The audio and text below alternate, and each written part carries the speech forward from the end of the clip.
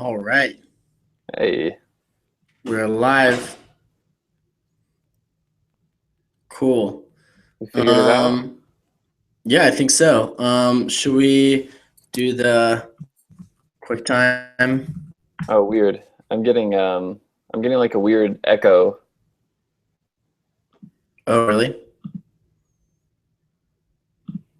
Yeah, it's like repeating everything back to me like 10 seconds after in like a loop. Hmm. Like I'm just Can hearing you? again what I just said now. Ooh, that sucks. Is it possible for you to like, I don't know, refresh the page or something? Yeah, I'll try.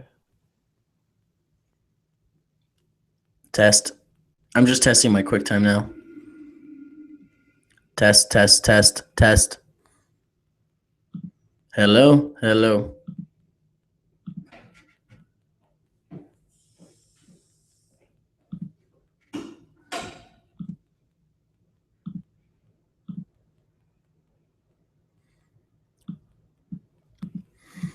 Okay, I think I may have Hello. figured it out. I think I still had another tab opened that also had the same thing in it. So Gotcha. that Oh, was that my was probably fault. what it was. Yeah. Cool. Okay. So this should work, huh? Yeah, Um, let's tweet it and then start the audio recording. cool. But tweeting it probably should come first. Actually, we need to make sure to share the right link because we don't want people to join. It was probably that first link you sent. Oh, that's what it was. Because the first link you sent just took me to like a public page. Yeah. Or Where? maybe there's like I would prefer if it was on YouTube than like that Google Yeah. Plus page because Google Plus, yeah. I don't know where that is now.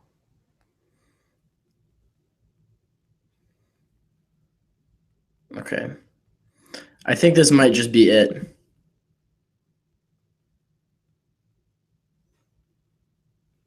Ah, you can view it on YouTube.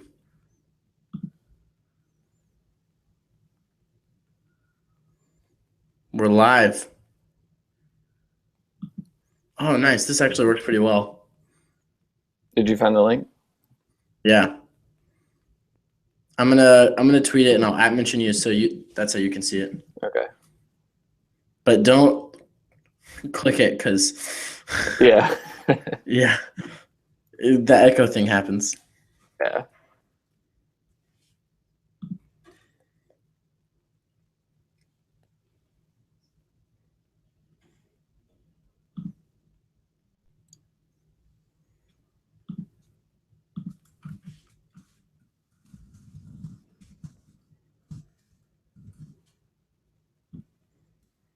All right, I just tweeted it. Cool. I'm wondering if I should. Nah, I was gonna say like maybe I could leave that page open and stream it or just to see if there's like you can see who's viewing it. But honestly, I don't think. I think Twitter notifications will be the better Yeah. channel for that because like just the data. Yeah. All right, this is a fun experiment. It is. Okay, should we start recording? Yeah. One sec. Okay. I think it's good if we I don't know, start recording. Actually, it's been pretty easy. All right. All right, you recording? Oop. Hold on. QuickTime just crashed.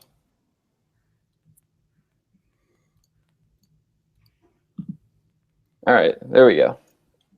Okay, cool. You ready? Yep. All right, I'm recording.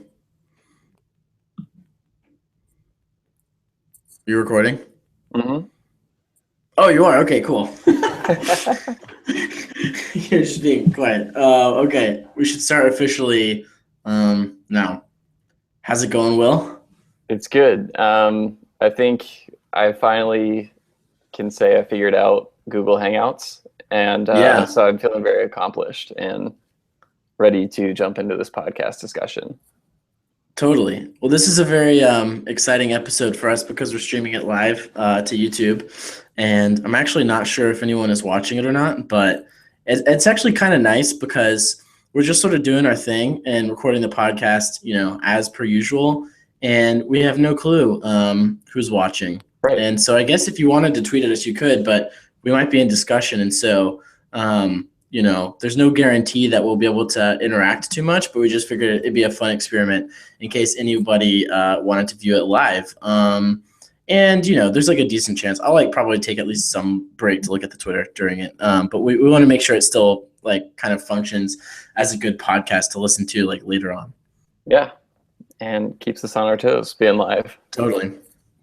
Okay. So last time we were talking about the history of video, and Yes. we got to the point where basically, just as a quick recap, the first kind of video camera was essentially not one camera, but an array of lots of still cameras, which took photos in a very quick succession of like a horse essentially running. And the whole point was really not to make video. It was just to settle a bet about whether the horse's hooves got off the ground at the same time. And later on, somebody thought to stitch it together and like animate it essentially.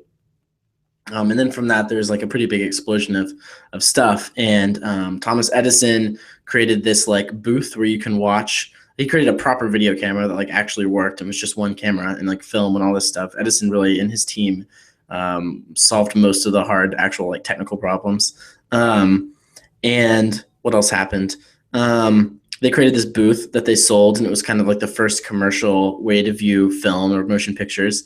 And it was just a little thing that you peered into called a kinetoscope. It would play short kind of looping clips, almost like GIFs.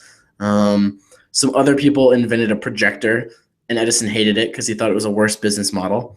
And eventually, when it became clear that like people really liked that, he tried to sue and lost, and then he just bought it. Was And that so was that the Lumiere brothers? no, those are okay. So those guys were French, and they did a projector too, but they actually weren't super bullish on movies. It was really funny. Uh-huh. They said, like it'll just be a thing that like maybe some artists do. Like it's not going to be some huge business or anything like that. Mm-hmm. And they're all the way over in France, and like I don't think they were really early and kind of like influential maybe in like the history of the thing, but they never really created a big business out of it, or I think even really wanted to. But just like tech wise, they invented a bunch of really interesting stuff, and they were basically the first filmmakers in Europe and Yeah. France.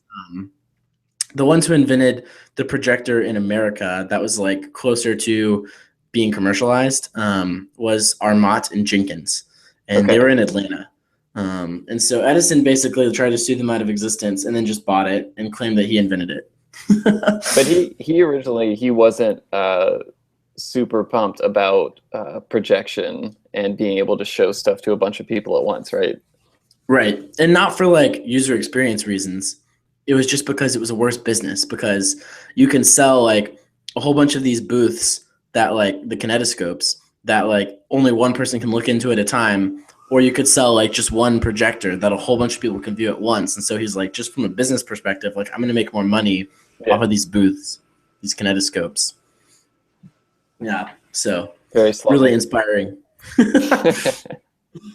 But but it's a theme. It's really interesting. It's like the better user experience really usually only happens begrudgingly from people who care mostly about making it a good business and like have business interests to protect. And I think it's maybe only more recently that businesses have focused on user experience as a competitive advantage, or like maybe just like the standard is getting higher of like how well our things should work and like what kind of experience they offer us. But Yeah.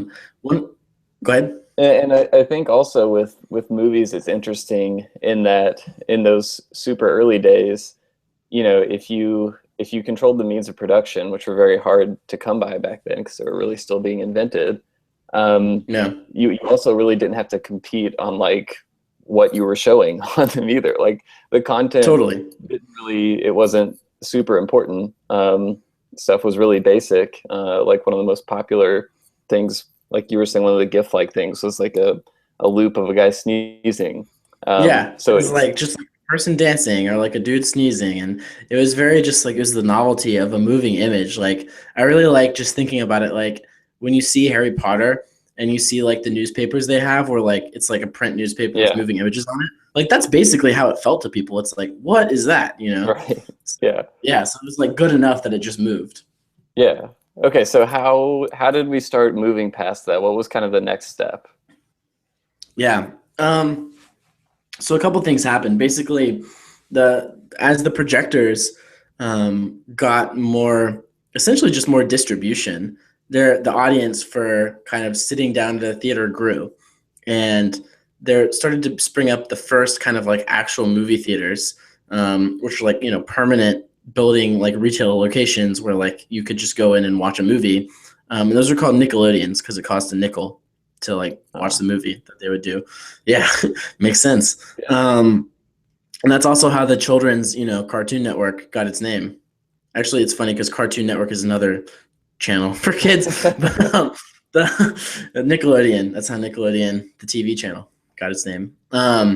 Anyway, and yeah, so once the Nickelodeons kind of started to spring up, at first, they probably just viewed kind of similar to what you would view in a kinetoscope, but like pretty quickly, it became clear that you could do bigger and better stuff.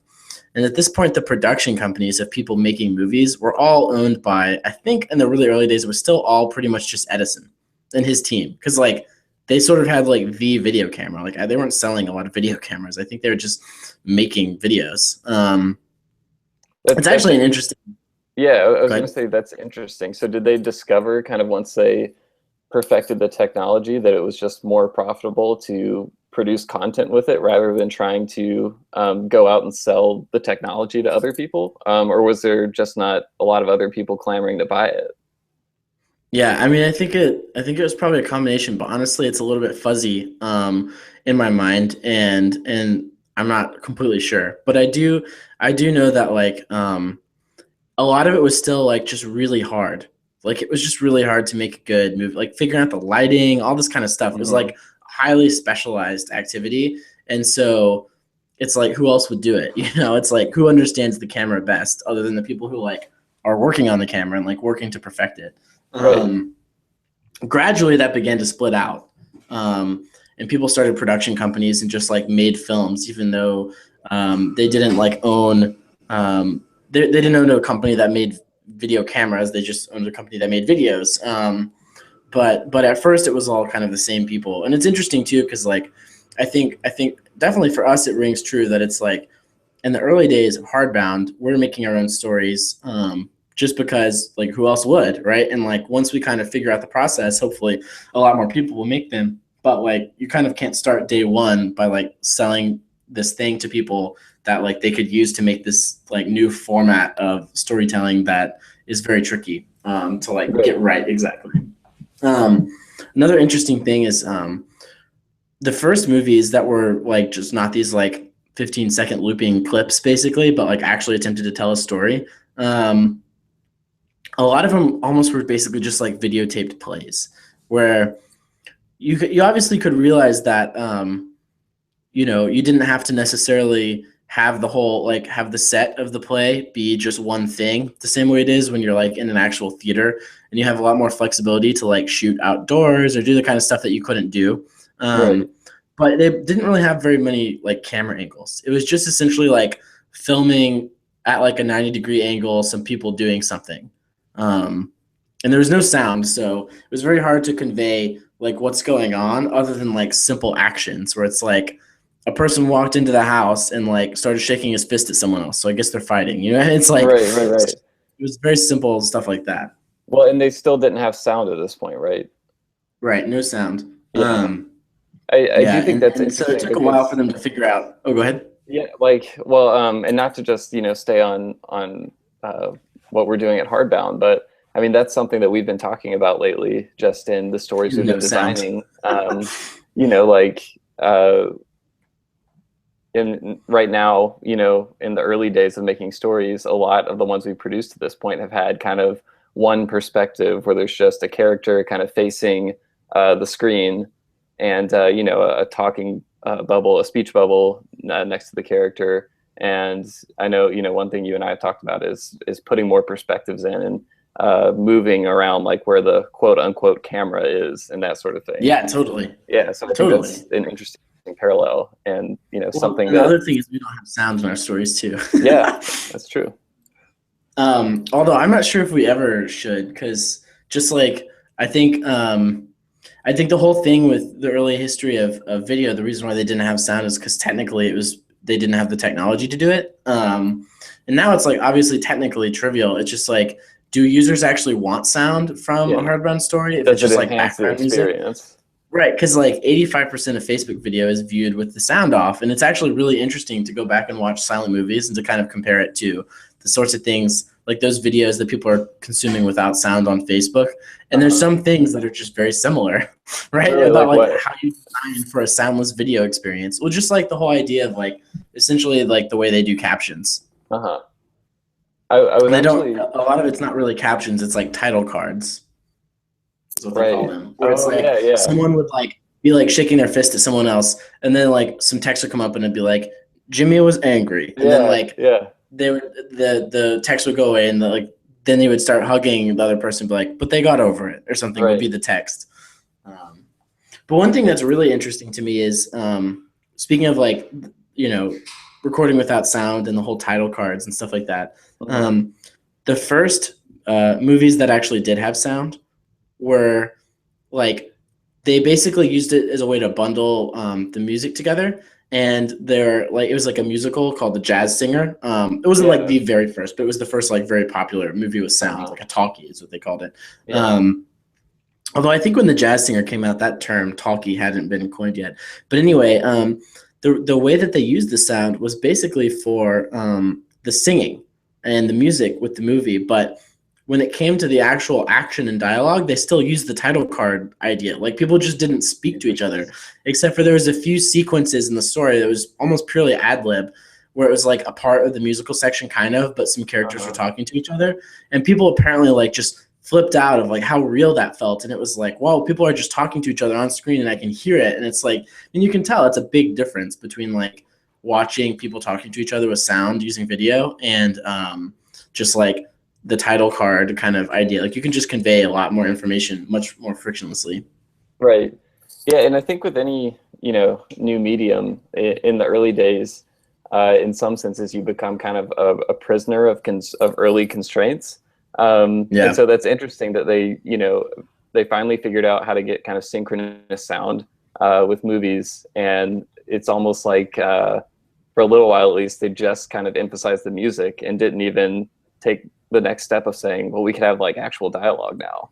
Um, Yeah, totally. It's like they didn't even, I don't know if they didn't think to do it or if they thought it would be too hard or like what their rationale was, but I'm sure it's there was just probably interesting to me how. a technical challenge in capturing uh, speech, while the Yeah. actors are acting it out. I'm sure that was probably a But they challenge. did it like really well in the ad lib sections. I mean, Hmm, honestly, probably what it was now that I think of it is just the way the movie was written, right? Like, because you wouldn't write dialogue, you wrote title cards. that's Like think true. about like Yeah, directing a movie. Like the whole act of writing a screenplay only becomes relevant if there's sound. Like there were, I mean, I don't know what a screenplay would be before sound. I don't know exactly how they directed their people, but there's right. just so Well, much changes so much. yeah, I think that's an important thing that you hit on, though, in that there's a lot of different people and types of skills at play with any medium, and so just because you have a technological advancement, um, I think it takes time for the other people involved to sort of catch up to utilizing it. So they figure out how to do the sound, and now the writers have to figure out how do we incorporate, like how do we write this, how do we take Yeah, advantage of totally. this in our scripts? And it's tough because it's like you're sort of solving a lot of problems at once. It's like not only is it the writing part, but also like there's a bunch of problems. Like like movie theaters didn't have like sound systems. They had a Right. dude with a piano, like and so like who's gonna make those sound systems? Who's gonna sell them? How's it gonna get to show all this stuff? How are people gonna wire it up? Like that was a whole problem. There was I read something that in the early days, like you know how that like projector sound when you go to a movie theater is like and it kind of Yeah, whirs and it's like a yeah. clicking sound. So like apparently, the actual like video cameras or film recorders, you know, motion picture cameras or whatever, used to make that sound too, and Oh, like right, it yeah. just ruined all the shots. Like all the equipment was like super loud, and you'd have like the whole idea of quiet on set, like Uh-huh. you know, and like with the cue card and everything, like Yeah, that didn't exist because you didn't have to be quiet, and so people would be like yelling. You could film in really noisy environments, like to get it to a point where people could like act and speak and have their voice clearly come through in the recording. Like, I mean, if you think about the whole idea of a boom mic, right? Like where it's like on a long stick essentially, and you hold it up like above the actors, yeah. out of the view of the camera. It's like someone had to invent that thing, you know? Like I don't know what they did, maybe like tied it up on a broomstick or something like that. But there's just like a lot of simultaneous problems to solve. And basically, what's interesting to me is no one wanted to do it. The only reason why sound came to movies is because Warner Brothers, which this is basically how Warner Brothers made their name. Like they were an also ran small, tiny production company, but and like MGM and I'm trying to remember some other ones, but some other ones that you've heard of Hmm. basically were the really big ones. And Warner Brothers was like nothing. But they were the first to embrace sound, and it propelled them to like the lead, basically. Wow. And that's like how they made their name. So were they then producing their own movies and they just started doing sound, or were they like going to other people and be like, hey, like we can show you how to do this and Oh like here's yeah, why and yeah. No, they were making their own movies, and they were already making their own movies, but they were like losing essentially. And so, like, it was like, God, what can we do? Like, we can't compete with these guys on their own terms. So, like, we have to do something different. And even though sound is a pain in the ass, like, and no one else wants to do it, maybe if we figure it out, then that'll propel us into like first place, or like just to be bigger. It'll help us grow essentially and compete for scarce resources of like, you know, because it's expensive to make movies and it always has been. right. I think Yeah. sound is interesting though, on the note, going back a little bit to when you were talking about how people view stuff on Facebook. Because I was just reading earlier today about Snapchat opening up their advertising API and Yeah. how they actually, I think like the default setting in Snapchat is that the volume's on. Um, and they're betting that sound can add value for advertisers, and there's things you can do with sound to improve the advertising and to make more of a connection with the user. And Totally. They that's have that something, metric, which is like add right? views with the sound on. Uh-huh. Yeah. So I Yeah. think that's Yeah. going to be a fascinating thing to watch, is just how the role of sound plays out on these two different platforms. Because I think with Facebook at this point, like they've kind of made their bet, and like there's not sound. Like I don't think you're suddenly going to be scrolling through your feed one day and like videos start auto playing with sound. So I think that'll be Yeah. Well, it'll interesting be to see. interesting to see. I mean, maybe Facebook will design their product differently. Like, you know, there was that I don't know, it happened last week or something. Some Facebook executive said your news feed is going to be made up entirely of video. Yeah, Like, what if yeah. Facebook just Within becomes 5 years. TV, which like Snapchat is basically TV already, but like you could totally imagine a version of, I mean, they already have it. Like when you tap into a video, it goes into this like alternate view of a news feed and you like, it's just sort of like scrolling through videos, you know, Yeah, yeah. on the Um, mobile app. Yeah. Yeah. It's like, I mean, maybe, maybe it is designed to be a lot closer to like, essentially it's like skippable bite-sized little units of content, but it's like the experience is very similar to TV, where it's like kind of lean back and you have the sound on. You're just sort of like vegging out. Oops, right. I bumped my microphone. Yeah, like I definitely see video becoming a bigger and bigger part of Facebook, which I don't think is a newsflash or anything. But like going back to that statement of it being, when I read that about it being all video, like 5 years from now, I don't know. Like I really have a hard time imagining that of um of Facebook without text posts in the newsfeed. It's just hard for me to imagine that happening, because I think Yeah, there's still so many scenarios where like it's not convenient to shoot a video or communicate with a video. totally. Well, pretty. I mean, yeah. It's like if you think about Twitter, it's like how many tweets would be effective, and how effective would Twitter be if it was just like people recording themselves saying the thing that they tweet? You know what I mean? Like, Yeah. just imagine if like text clearly has something going for it. Although that would be funny as a Yeah. prototype. Yeah. Um, yeah, spoken Twitter or something like that. But anyway, um, yeah, I don't know. I mean, text is text is precise in a way that it makes sense. It makes sense for words, obviously, to be around. And I think if you're consuming a decent portion of text, it doesn't make sense for like a talking head to just be saying it. Like it sort of removes concentration on where it should be. So it's funny because like for a podcast, probably just watching you and me talk to each other on video is maybe a little bit boring, but like Hmm. listening to us is fine because it's like you're not distracted by what's irrelevant, which is like how we look in the background and all that kind of stuff. But like you're just kind of like listening and paying attention to what we're talking about and thinking about it. Um, and so I think that's why this format works. But like, if like this video on YouTube, probably people will listen to it and then they'll like change to some different tab, or they'll like, they'll listen to it on their phone and turn like their screen off, but keep like the sort of the video Right. quote unquote playing, because it's just the audio that matters. Yeah. I mean, there's not a lot to gain by someone just watching, still shots of our faces while we talk. Yeah. Um, yeah. So it's I don't know. It's really interesting how it's like the different senses get sort of almost just based on what technology is available at the Hmm. time and like the business models around that technology, like what senses become dominant or less dominant or served or underserved. And it's like when movies first came out, like vision was totally underserved. You had to see stuff in person, or like you could get a book, and that was it. And then now all of a Right. sudden, it's like you can record something and anyone can watch it later. But the audio portion of your kind of your senses, your sensory inputs, was still pretty underserved. It's like you had a phonograph, so you could listen to music. They used to distribute a lot of spoken word content via phonographs, like before radio came around. Really? I Um, didn't know that. yeah, there's like speeches and stuff, like president speeches and things like that. It wasn't. I think a lot of that moved to radio but still there was a lot of spoken word like records. It is interesting though the difference between like I've sort of been using the word video interchangeably, but I think technically video is like was TV.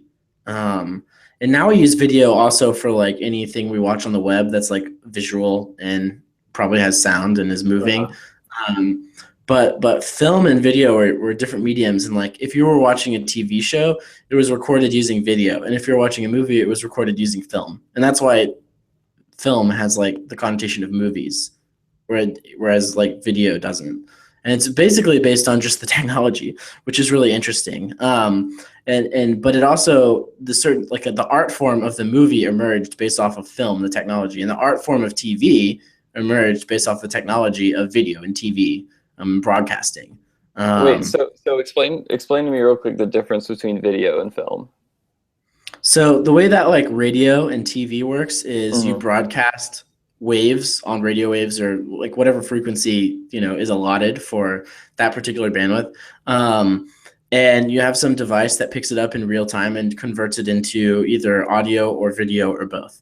So the radio just does audio, operates on a certain frequency. TV does video and audio, operates on a different set of frequencies, and so the camera equipment is different.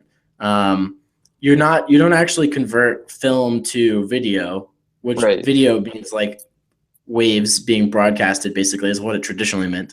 Um, Whereas film, it's something you capture once and it's like on this physical thing that you now have that's like similar to photographs. It's like the negatives basically, and then you edit it and you put it together and like then you ship it somewhere. And so the technology of recording onto film produced the art of film and movies, and the technology of video and broadcasting live or not live necessarily, but like using an electronic signal, um, ended up being consumed on a TV that was bought in a home. It's just like the whole consumption model and business model, and kind of the types of stories you get and the types of art you get grows out of the tech. And that to me is the Right. most interesting thing for Hardbound, because I feel like we're trying to grow out of the tech rather than force the old thing into the tech, if that makes sense. And so hopefully Hardbound is what you get when you have phones ultimately, and we're closer to like a motion picture is to film as Hardbound is to phones, kind of, Hmm. rather than like those like I don't know. I'm trying to think of like the first like early prototype GIF kind of things, which like weren't the ultimate use of film. Yeah. So I don't want to get I'm sure you have like an order of things you want to talk about related to movies, but so I don't want to jump Yeah. ahead of Well, a lot of it anything. stopped at sound. Sound is kind of when it's like at that point the industry is in the full swing of things and it's like Okay. a huge thing. And then basically TV comes along and movie consumption craters and like never recovers. And that's the story. Wait, so movie consumption craters when TV comes along? Yeah, totally. Like around World War Just II, like relative to TV? just in general. Not even I mean you could account for like population growth, but it still was just shrinking like in absolute terms. Because basically what happened is as people started buying TVs, which started happening after World War II pretty quickly, they stopped going to the movies every week. And people used to go to the movies like 70% of people went to the movies every week. It was like a critical thing you did. Like you Okay. saw newsreels, so it was like you got your news through it. You got like cool entertainment. There was like music. Like there's a lot of stuff that happened at the movie theater, and the feature film was like part of the package, and it was probably the main draw, and like the Okay. movie stars that everyone started to know, and the star system and everything. But like it was like the center of culture essentially, and then it shifted when TV came around because like why would you go to the movie theater once a week when you've already bought this thing for a fixed cost that the rest of it's now Right. free where it's just like hanging out in your living room, like I'll do that, and that's what our parents really grew up with was like that generation of stuff. So TV and video essentially come in and kind of siphon off like an extremely large percentage of the functionality of film then at that point. Yeah, totally. Video killed the film star. It didn't kill the radio star. I'm just kidding. Nice. But movies still survived. Oh yeah, definitely. And it's basically it morphed into being like blockbuster feature films. And when movies started coming back a little bit, they're still not anywhere close to what it was, but the industry started to recover a little bit when the whole idea of the blockbuster became a thing. Hmm. And so it shifted from like you'll go to the movies every week because that's what you do to like you go to the movies when there's a really big movie out, which is like how most people still behave. Right, right. It's like sure I'll go to Star Wars, like I'll see Jurassic Park. There's some cool film that someone recommended that's like very relevant to my interests if I'm like an aficionado of like indie films or something. But like people don't go every week. Right. And Yeah, and so increasingly the industry has shifted towards these blockbusters. There's actually a really interesting book called Blockbusters that's written about oh, this strategy, and it's a similar thing with music where people don't really buy albums or go to concerts very often, but it's like people go to the big things. right, right. Um, that's interesting, and it's really interesting to think about now. Like again, how streaming has changed, sort of how we behave in relation to films. Totally. Well, like the whole idea, basically on-demand video, whether it be through a set-top box like a TiVo or something like that, or whatever else, created this whole category of like the epic like series, right? Of which like, I mean, a lot has been said of this, but like we're in the golden age of TV or whatever. Right, Totally true, I think. And that's basically just based on demand, which is a technology. And so it's like creators are designing for their stories for like the way that the context that it works in people's lives. And that's ultimately based on the tech and the business model that supports that tech of like, is it a thing you have to sell people physically that sits in their home? Are you charging access to like a room that people physically travel to? In the case right. of movies, they figure out the different business models. Yeah, and I really think we're in an interesting time regarding sort of how TV shows are written and produced and created and everything now because of the way people consume them thanks to streaming video. I was reading an article a few weeks ago just talking about how if you look at a lot of like Netflix produced series or Amazon produced series that the whole season is released at once. Yeah. A lot of people. This is probably a more thing that critics have been noticing because I feel like I haven't really heard this complaint from just the average television viewer. But people are starting to notice that things are becoming like unnecessarily long on lots of episodes. Like they're sort of having to Interesting. feel out what's an appropriate length now that we don't have these carved out time blocks with like specific amounts of commercials in the middle that we have to fill. Yeah. When it was all on TV, it was like if you have a 60-minute drama, then that's like 42 minutes of runtime, or a 30-minute sitcom is like 21 or 22 minutes or something like that. And so now you have the standard stretching out to more like either a solid 30 minutes or 60 minutes. And there's this interesting period now where I think like some people are figuring out how to do that right. And then for others, it just becomes kind of the default. And you Yeah. can kind of notice these like lulls in some of those shows now. Interesting. But again, It's just because it's like they're figuring out like the length factor still, yeah, and it's like and the writers are kind of lagging behind the like distribution models in tech or whatever. right. It's all Yeah. predicated on the tech and sort of the ripple effect that has through everything else. So I guess the interesting question is like, obviously the first biggest ripple effect that happened because of computers and like maybe more specifically phones is social media, right? So it's like Facebook, Twitter, Instagram, Snapchat. Essentially, it's like sharing things from your life, giving everyone a voice. Like blogs were an early iteration of that. And now I think the problem is extremely thoroughly oversolved, which is like if you want to share something, it's super easy. Right. There's no friction to getting just like something out there, whether it's like some text or a video or a photo. Like no worries there. And I think like ultimately the main use of that is like it's about sharing sort of moments of your life with people that you know personally, right? And it's like a really good sort of the job to be done is like it replaces just like meeting up in person kind of with people, and it's like you can stay in touch with a far number of people than you could before, right? Right. Or like having a conversation on the phone or whatever. Yeah, like And I guess what my my would really like my corresponding one-on-one. Yeah. yeah. I was gonna say like my 10-year high school reunion is this year, and I feel no need to go because like I know what Yeah. you all are doing. you Well, know? yeah. I feel no need to go because I grew up in Arkansas and I don't honestly keep in touch with anyone from high school. Yeah. um, but I guess mine's probably coming up too. That's funny. Anyway, um, yeah. So yeah, and like I think I think there's been so many platforms and like things that are designed to make it easier for sort of anyone to share anything.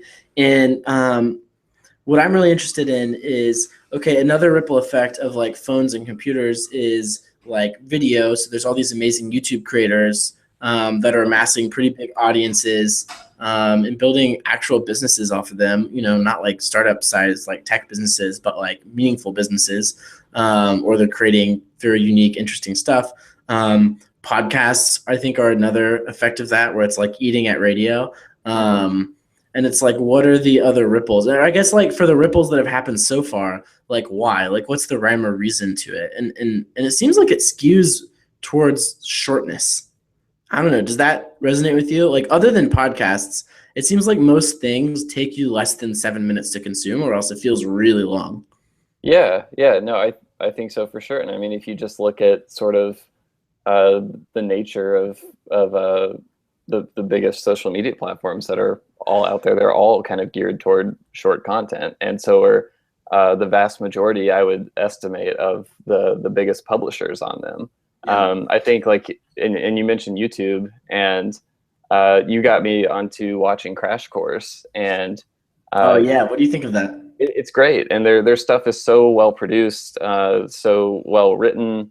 Um, So by the way, for people, Crash Course, just Google Crash Course, and it's a YouTube channel that will teach you about everything, and it's one of the biggest inspirations for Hardbound and John and Hank Green. If you're listening, I'm a fan.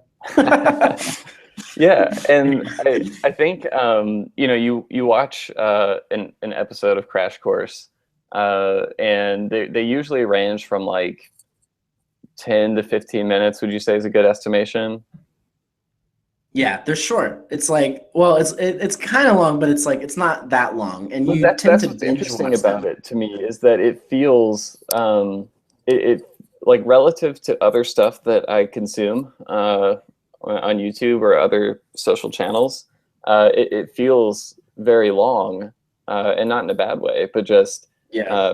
it's long relative to the other things that I consume there, and it if you think about just for the people who make it, the amount of work that goes into creating those, the amount of time and money they have to put into it, and then how difficult it is for them to turn around and generate the income needed to invest more to create better and longer content. Like it would be really hard to be consistently putting out stuff longer than that, I would think.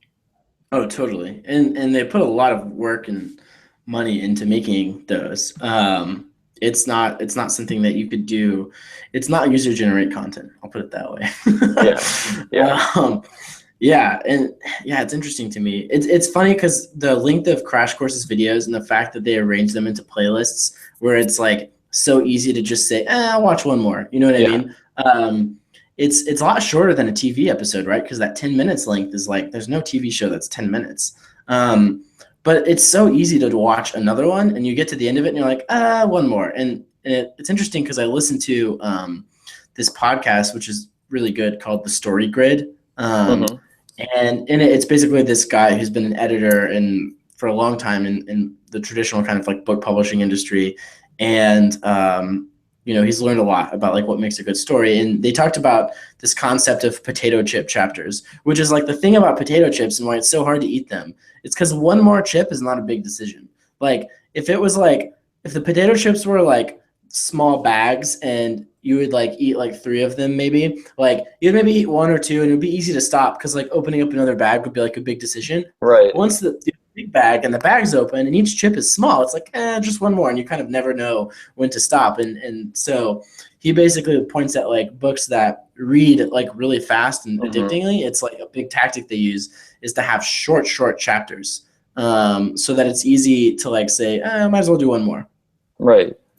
Yeah, and I mean, I think you see that not only, you mentioned the YouTube playlist, but essentially that at a certain point, that's how Netflix started working. I remember when Yeah. back in the day, so probably like 5 or 6 years ago when I had Netflix, it didn't just autoplay the next thing, and now there's been a lot of thought and iterations that have gone into really Totally. fine tuning that process to make it so easy to watch the next episode. Um, Yeah. It's interesting too though, because like at Hardbound we found like we used to make it so where each story had like multiple parts and each part would be pretty short, but like you right, would keep going.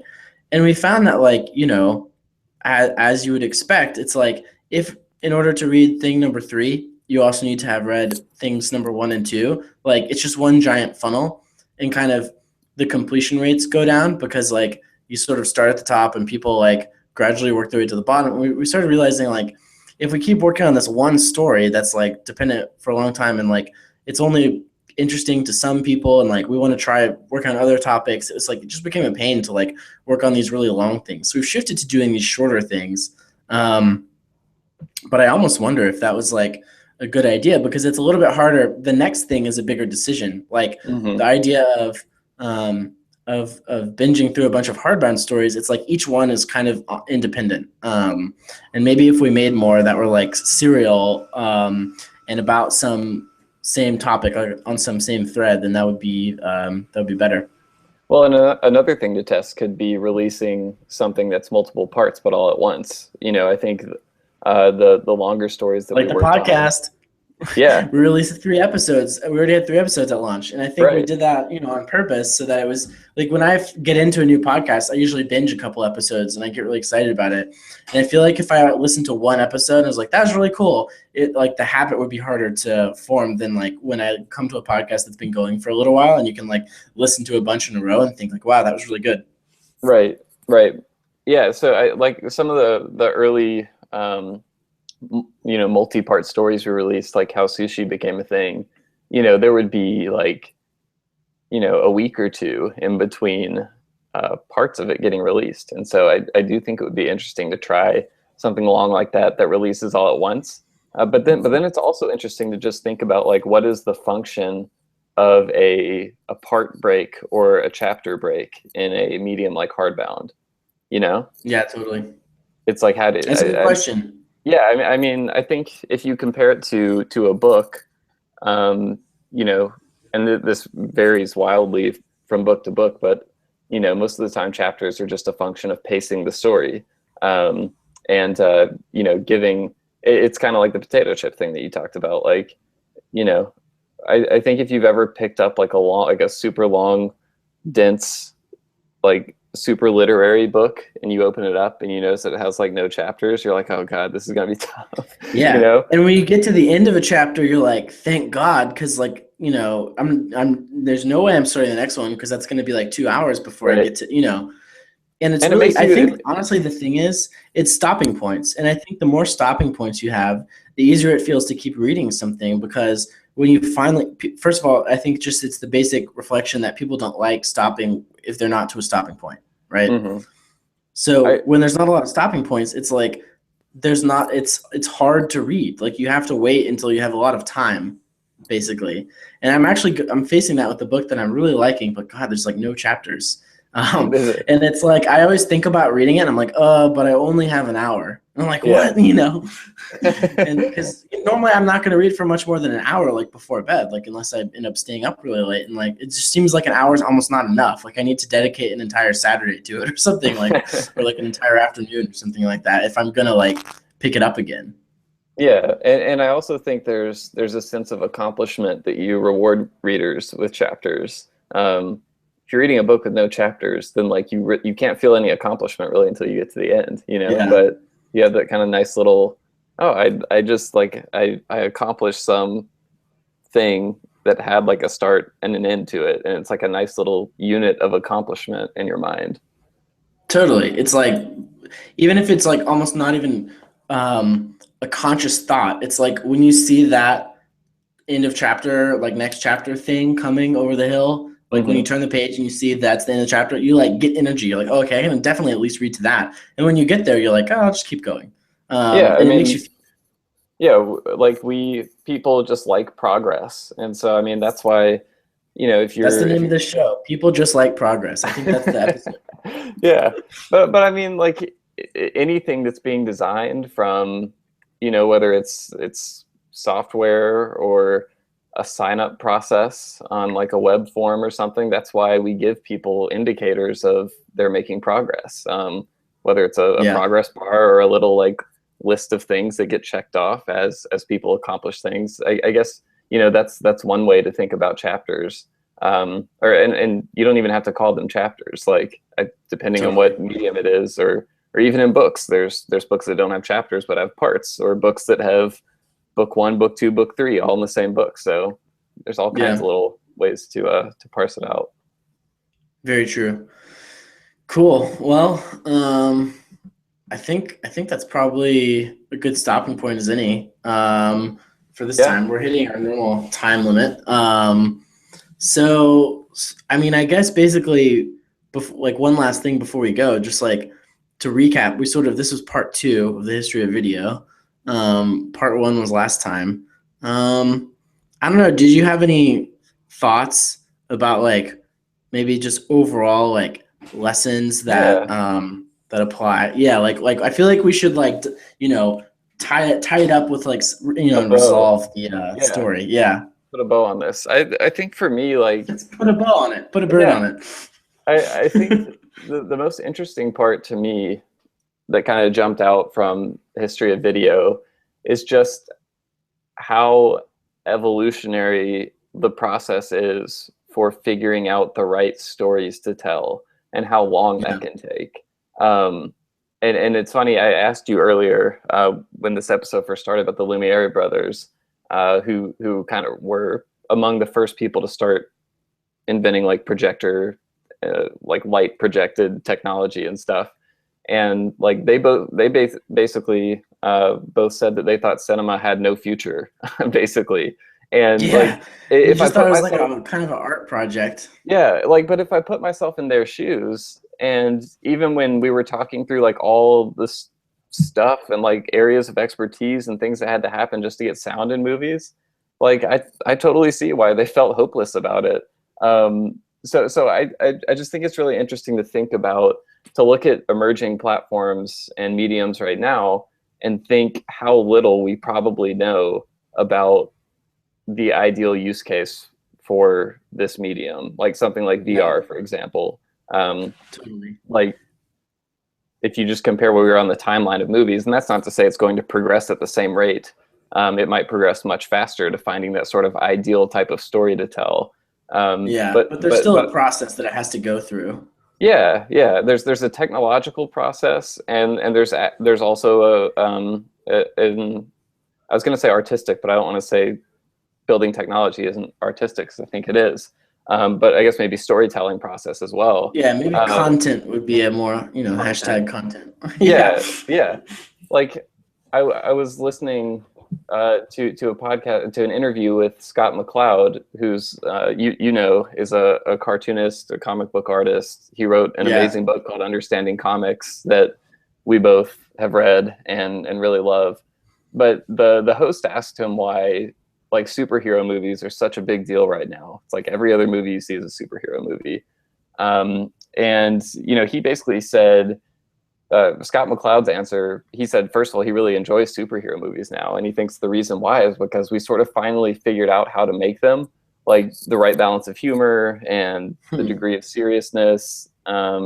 And then there's also I the thought you tech. were gonna say when you said finally figured out how to make them. I thought you were referring to like CGI or something. Well, no, so I was going to get to that. I do think that's a Oh, factor gotcha. too. Like, there's just like more cool things you can do now, I think, in the Yeah, context of a superhero movie. to make Um, things look super right, and not right, just. yeah, yeah. But I mean, he talked about how like in the '60s and stuff, like it was all westerns, and people thought like movies were invented to make westerns, basically. And so like that's just Western is the end all be all. yeah, It's like the that's end of it. That's the history. final Movies equal frontier. westerns. That's the final frontier of filmmaking was westerns. But like that's just really interesting to me to take that and think about how that developed in movies, and then apply it to other stuff and think like, okay, like what's that right now? You know, with written content produced online, like uh, you know, what are we creating right now that we think is like the best possible, that is like actually, you know, just making us prisoners of the moment, I guess. Yeah. Yeah, but 17 reasons listicles aren't the end all be all of, what if they were of though? the web. Yeah. The That web was made for listicles, and listicles are made for the web. Yeah, yeah, no. I mean, to me, just the broader idea that, like, essentially what we've come to the conclusion of, which is we're not the first, obviously, is that the medium is the message, right? It's hmm like, and that can change over time, right? So, like you just said, I think someone could say the medium is the message, and the technology of film cameras and the whole business model of that kind of grew around it of distributing physical packages of film to movie theaters all over the country where people had to physically go to and pay for access to sit in a room to watch the thing. Um, that equals westerns, right? You know what I mean? right, Like, but it does probably equal, things that are like a couple hours and pretty well done, because in order to hold your attention for a couple of hours, it's like you got to have put some thought into like what that story is going to be. Um, the fact that you've got to print and ship a whole bunch of film, and there's like very limited space in the movie theaters, means that there's like extreme constraints on like how many things can get made. So there's like this whole barrier to entry there. So it's like, you can kind of like see how the art form of movies emerged from the technology and the business model that's built around the technology of film. And it's like same thing with the web. And obviously the first, like, the idea of computers as a place where everyone can publish has created this whole awesome wave of social media. But I think there's also this sort of second wave that we're really interested in, which is not just, okay, anyone can publish text, but like, is text the thing? Just right, text? Or like just video also, which is to me, it's also similarly like you should put a just before it when you say video, because it's like, yeah, it's really cool that you have a device in your pocket that can record what you're seeing, but like there's other ways of representing things that could like capture people's imagination and make them feel something and transport them somewhere. And like, also just like video requires so much attention. It's like you can't pause it easily, you can't go back easily or forward easily. The idea of something that's self-paced and based on written language, but like more visual and animated. Here, I'm getting into the hardbound spiel, but like yeah, it's interesting to see. Like, hopefully, I think what we're starting is something that's growing out of the format of phones and saying we're willing to put enough work into it, so where it's not just like something that anyone would do. And there's multiple ways because phones and computers are such an important technology. There's multiple messages from any given medium, right? The Hmm. same way that maybe the message of CGI is superhero movies, and also the message of CGI is like I don't know. I'm trying to think of another good example. Pixar, Yeah, yeah, that's a good example. where it's like they're very different things, but they're sort of like you think of like, well, here's a possibility that's opened up because of this, and so you do it. Hmm. So anyway, cool. It's been awesome chatting as always. Yeah, Um, and I guess same time next week. yeah, let's do it. I'm looking forward to it. All right. I will talk to you later. All right, talk to you then.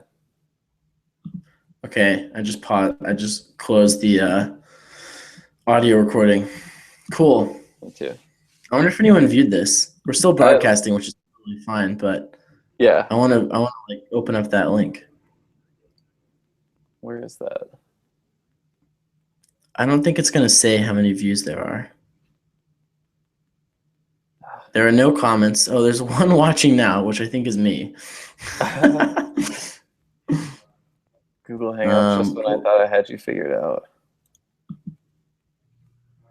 I just clicked the link that I tweeted. Oh, gotcha. Now it says two. I wonder if it was counting me or if there's someone else watching. Anyway, They must be I've got to bored by run. now. Yeah. Cool. Well, I got to run, but this was fun. I think Yeah, I really liked the episode. yeah, I did too. Um, cool. So I guess just send me the audio file when you get a chance. I'm I will saving do mine now. that. I will do that. Um, cool. Um, It's funny how much storage this stuff takes up. I never knew how huge audio files can be if they're like an hour long. I know, and we're not even using that like super mega awesome quality option. Yeah, we're using good Um, enough yeah, quality. getting by. Uh, Getting by. yeah. That would be an awesome setting. Maximum or just getting by? Yeah. Um, hey, did you? I know we had talked about possibly trying to do a poem or something short like that, you know? Yeah. Um, By the did way, you? this is still broadcasting, which I'm totally fine with talking about the plans for our next story, but Oh yeah, it is still broadcasting, right? yeah, I think it is. I Okay, don't know how cool. to. I mean, I can I just stop it, figured I but then would. we're not. No, no, no. That's totally fine. I'm cool talking about the next story. I Okay. wanted to make sure that you knew. Yeah, no, I do. Yeah. Okay, cool. So Yeah. did you see the idea I posted, I think yesterday, about turning the Lin-Manuel Miranda sonnet using that? Oh, that's a really good idea. I don't know if it's too late. Like if How we long is it? it's really short. Oh, It's like typical sonnet length. oh, it's not too late. Let's just do it. No, no. I Cool. mean, is there any reason why it would be late? I mean, there's the Tonys and stuff, but like No, that like just I got don't more think it's people late. I interested in just it. think like this week would have been awesome timing. It would have But been like awesome. If anything, this week like increased the potential audience for this thing. yeah, yeah, definitely. I like that about it. I also just think it's good content. And I like he wrote it in response to, things that are happening now. So I just think there's like a lot of relevancy to it. Yep, love And it. Matt liked the idea, and it's short, and there's some interesting visual stuff. So Cool. We yeah, should just do it. Is cool. it can you and Matt just like run with it? I guess mostly Yeah, just Matt. yeah, yeah. I Cool. I think mean, it'll be I'm happy like to get feedback and stuff, but I think the whole idea of just like Matt running with it in After Effects, it's like he can yeah, do it's like we're using the text exactly as is. Like there's no editing, so it's all yeah, pure just I mean, I guess yeah. we could brainstorm ideas for visuals before he starts like actually crafting them because conceptually what to depict is like a creative choice in and of itself. And I think there are kind of like characters in it. Like I think he talks about himself and his wife. So I think, I think figuring out like, I mean, there's a million different visual styles you could do. You could just make it like essentially just like a montage of images, which I don't think would be that interesting. Or you could, you know, uh, get like another degree of, I don't know what the word I'm looking for is, but like, you know, you could have characters and try to have more of a narrative that matches with it going through. Yeah, yeah. So I think No, like I like it. We should yeah, probably just read it and like figure out what to depict, kind of, yeah, and like work with Matt on that. But yeah, I think we probably should have like a brainstorm with the three of us where like we each independently come up with some ideas yeah, and then have like a story meeting where we each pitch like our ideas and we can kind of decide in that meeting what to go with basically. That's probably better than just like, hey Matt, do creating a whole bunch of this. stuff. Yeah, exactly. Yeah, Hey, you want to do that Monday? yeah. Did you get that memo? Yeah, yeah. TPS reports are due. Uh-huh. The Lin-Manuel Miranda poem animation is due. Okay, cool. Nice. I actually do have to run. All But right, man. that sounds awesome. That's a really, really great idea. I'm really pumped about it. Yeah, I am too. All right, cool. Well, I will yeah, send me the audio file and I'll get this up ASAP. All right, we'll do. Sweet. All All right. right, see you later.